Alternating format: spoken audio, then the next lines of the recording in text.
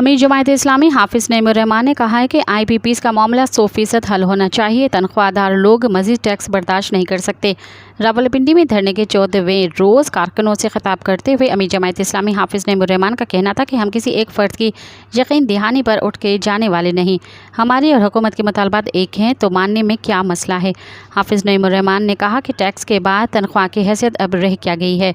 आटा, चीनी, दाल, स्टेशनरी और हर चीज़ पर टैक्स लगा दिया है।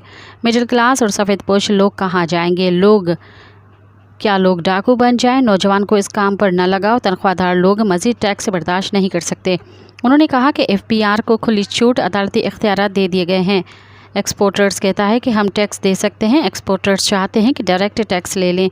FBR का धंधा शामिल ना हो। आप करप्शन की जानिब क्यों धकेलना चाहते हैं? मज़ीद खबरन ऐं तफ़सीलात लाइ विज़िट कयो असांजी वेबसाइट www.awamiNewsHD.com ऐं ॾिसंदा रहो अवामी न्यूज़ HD।